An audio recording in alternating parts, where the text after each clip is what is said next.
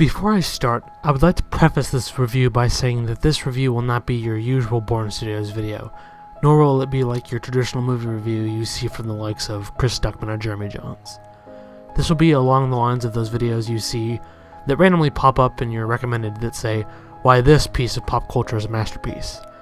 As you can see, this video is not called Why the Joker is a Masterpiece, because I don't want to beat a dead horse beyond the point of death. I should also state that while I will not be doing a full front-to-back review for this movie and will not be talking about everything that happened, I still would like to issue a spoiler warning for this movie. If you've not seen The Joker, I heavily advise you see this movie. Whether you're a comic book fan, a Joaquin Phoenix fan, or just a movie fan in general. This has something for everyone, I think, at least. Now, that's not to say that this movie is for everyone. It has something that I think people will enjoy. Now, that's not to say that you will love this movie or enjoy it all the way, but I think it has something that someone will love.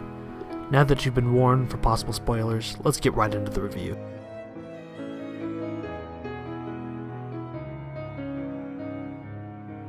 Now, when I walked into The Joker, I expected to see another comic book film similar to movies like Logan, the Dark Knight trilogy, and possibly the original Spider-Man with Tobey Maguire, and maybe Spider-Man 2. Or the Daredevil series on Netflix. I was expecting a movie that wasn't obsessed with starting a franchise or a universe, unlike the MCU or the DCEU. I walked into the theater surprised. I couldn't breathe. I surprised myself that my thoughts and expectations were thrown out of the window and onto the rotten streets of Gotham City. This movie blew my expectations away and gave me something I never saw coming. Not just a good comic book film, but a masterpiece. That's right, Joker is a masterpiece. When looking back at my expectations, I realized that this movie may be better than the movies I listed above. That includes The Dark Knight for all you fanboys. But don't worry, I still love The Dark Knight and absolutely adore Heath Ledger's performance, and it will stand the test of time, possibly forever. And I'm not going to sit here and debate which Joker's better, because honestly, they shouldn't even be in the same conversation. They're completely different Jokers, who are both given top-notch performances by both of their respective actors. Logan still has a bit of comic cheese aspect of it. It is a realistic take on the character of Wolverine, but it's still a mutant rage monster with knives that shoot out of his knuckles. Spider-Man does have a lot of corny aspects, even though it is possibly my favorite comic book movie of all time. Its sequel is better, and the performances from Tobey Maguire and Alfred Molina as Spider-Man and Doc Ock, respectively, were phenomenal. But those movies are without a doubt full-fledged comic book films. Joker is a comic book film, sure, but in many ways presents itself as more than that. When looking at the production of the movie itself, it is clear as day that this is not your average popcorn superhero fluff flick. The movie, of course, stars Joaquin Phoenix in a role that is unlike anything I've ever seen on screen before. The funny thing about Joaquin, though, he's very picky about his scripts and what movies sound good enough for him. He won't just accept any movie role for the sake of more money. There have been multiple movies that he just doesn't want to be involved in, simply based off the fact that the script was not something he agreed with or liked. When Joker was first announced as a solo movie, I remember, it was announced that it would be a movie just about the Joker with no Batman. People thought the movie would flop and be terrible. That is, until Joaquin Phoenix joined the project. Because everyone knows how picky he is with his scripts. I think his casting gave everyone the confidence they needed to assure themselves that this movie would be something different than anything comic-related. Another interesting tidbit was that for the longest time, Martin Scorsese was attached as a producer on this movie. That's right, Martin Scorsese, genius filmmaker behind classics like Goodfellas, Casino, Cape Fear, Raging Bull, The King of Comedy, and my favorite, Taxi Driver, which is a film that heavily inspired this Joker movie. What makes it such a surprise to have Martin Scorsese, of all people, attached to a Joker movie is that this man has gone on record to say that superhero films and comic movies do not deserve a spot in the film industry. This is a man who despises superhero films, but was attached to a Joker movie. I think it was probably for the same reason that Joaquin joined the project as well, the script. Sadly, Martin's involvement never got off the ground, so we were not able to see what he could have done with the project. Now we can get into the meat and potatoes of the review and talk about the little things that really make this movie great in every sense of the word. Let's first talk about the way the movie is structured and how it looks. And if I had to use one word, I would easily say this movie is beautiful and gorgeous to look at. If you watch the movie at the beginning, when you first see the depressing and dark Gotham City, and watch Arthur as he slowly but surely makes his way towards becoming a psychopath, the color palette is dark blues and grays. But when Arthur Fleck gains the confidence he needs, the colors turn to bright yellows and oranges, symbolizing Arthur's fractured and damaged mindset. This movie gracefully shows that you can show a damaged person by showing his actions that make him a damaged person. Not just his actions, but his thoughts and reactions to various things in his life. He doesn't need a fucking tattoo across his forehead for you to know that he is a broken person. Now, if I was to segue into various other outstanding chunks of this movie, I would have to bring up the performances next. In a role that absolutely deserves an Oscar win, or at least a nomination, Joaquin Phoenix expertly portrays one of, if not the best written villain of all time. This is unlike anything Phoenix has ever done before, and I wouldn't have been able to find anyone who could have done it and made it look so easy as he did. Phoenix is without a doubt one of, if not the best working actors today, and possibly one of the best of all time. Robert De Niro I found myself a fan of in this movie as well. For the first time in a long time, De Niro doesn't phone in his performance in this movie. It feels like he has a lot of character and he cares about the character he's playing, and he wants to give it all he's got, even if he does have his brains blown out live on television. I felt that De Niro was perfect for this role. He has just the right amount of charisma and shit talk that Murray Franklin needed.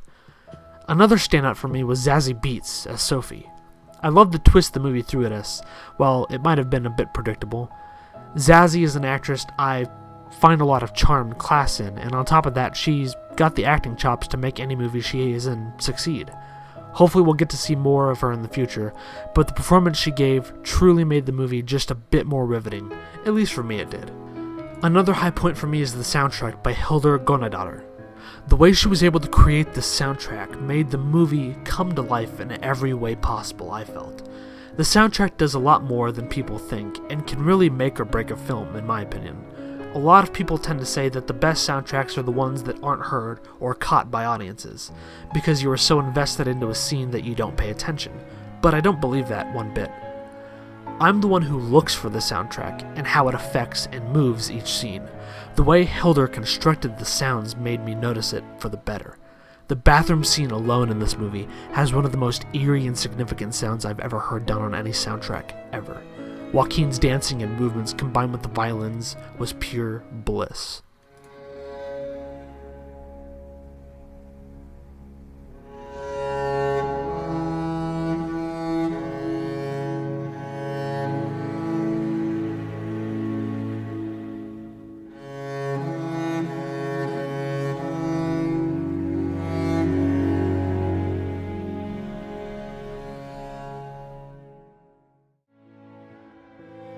I guess another positive for me is how cringeworthy the movie is, but in the most positive way imaginable.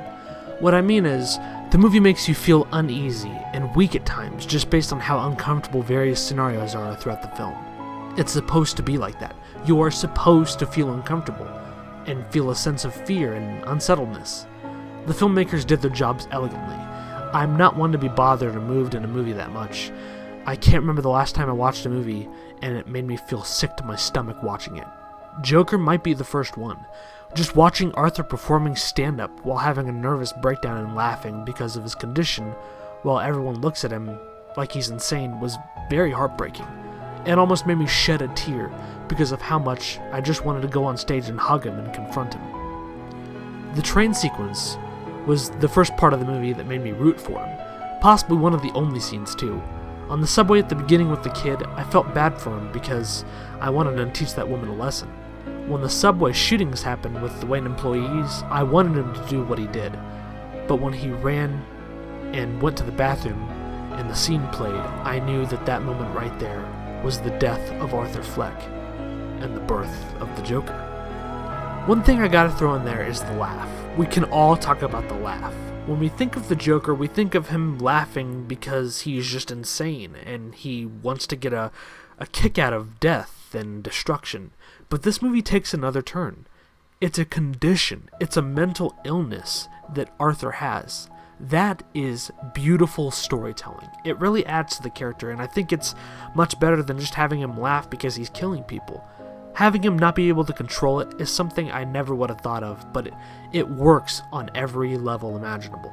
Great work by the filmmakers and writers on that one.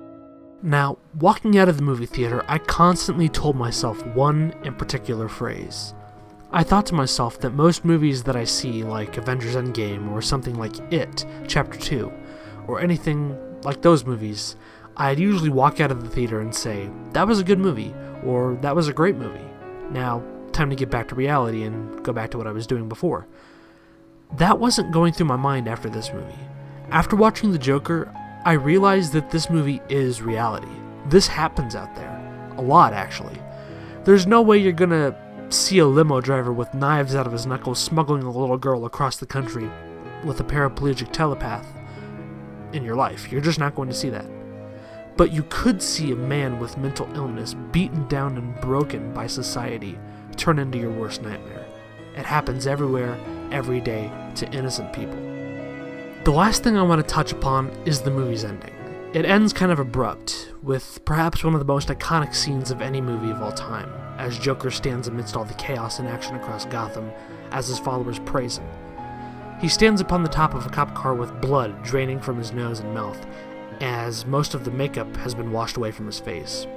He takes the blood with his fingers and paints a smile as he stands victorious with his arms out, embracing his followers. The screen cuts to black immediately, and I sat and pondered the movie for a while, thinking that I was going to get up and leave because I legitimately thought the movie was over because it had faded to black. But then they showed Arthur talking to someone in a mental hospital while laughing. A worker, an orderly, asks him what's so funny, and he responds, saying she wouldn't get it. It's a joke. After a little bit, Arthur is seen walking down a hallway with blood on his feet and is chased by the orderlies. We get a classic yellow The End logo as the song That's Life plays in the background. There's a lot of speculation as to what the movie's ending means. Is it all a dream? Is it all in Arthur's head? Well, there's a lot of evidence to back it up. For instance, Arthur is shown to imagine various parts of the movie, like knowing Sophie, his neighbor, and being on the Murray Franklin show before he actually made his appearance and killed Franklin himself. Another thing someone found is that every time a clock is shown in the movie, it's always the same time. The clock is shown about 3 or 4 times throughout the movie, and it's always the same exact time, which is kind of weird, I thought. My girlfriend and I have a theory that the movie was 100% real, but was Arthur telling his story from the mental hospital to the lady at the end. The movie happened, but just takes place some other time in Arthur's life, previous to when he's talking to the lady at the end. As far as the Joker saying that she couldn't get the joke, many people think that that joke is the entire movie, and how his descent into madness affected the city of Gotham, and everything that happened was just in his head. But considering a shot of Bruce Wayne standing over his dead parents was shown after he said you wouldn't get it, I think it's safe to assume that the joke was inevitably Arthur inadvertently killing Bruce's parents, which he thought was his father, and creating, one day, his biggest enemy. In conclusion, I have nothing more to say about this movie other than it was cinematic gold. To Todd Phillips, Lawrence Shear, Scott Silver, Joaquin Phoenix, Zazie Beetz, Robert De Niro, Francis Conroy, Brett Cullen, and anyone else I missed that was involved in the production of this movie, I applaud you heavily. You have crafted one of, if not the best cinematic comic book experience of all time. This is far better than some other comic book movies about a villain that came out in October. Not only do I applaud the filmmakers, but I must also thank Bob Kane and Bill Finger and DC for creating such a versatile character such as the Joker. The best villain to ever hit the silver screen has gained a phenomenal actor in the role and will be welcome to the family of actors to take up the role. Heath Ledger and Cesar Romero are smiling at you from above at how amazing you were, Mr. Joaquin Phoenix. I guess if I had to give the movie a rating, I'd say A+, 10 out of 10, 5 out of 5, 100%, however you see fit. Anyway, thank you guys so much for watching this review, and thank you guys for listening. This movie is so far my favorite movie of 2019, and possibly my favorite movie of all time in a while. If you enjoyed, please leave a like and subscribe, and also, let's spice it up a little bit. Comment your favorite Joker moment, or any theory you have about the movie. Thank you guys so much for watching. I'll see you guys later with 2 other videos, and tomorrow for the Two-Face movie. Thank you guys.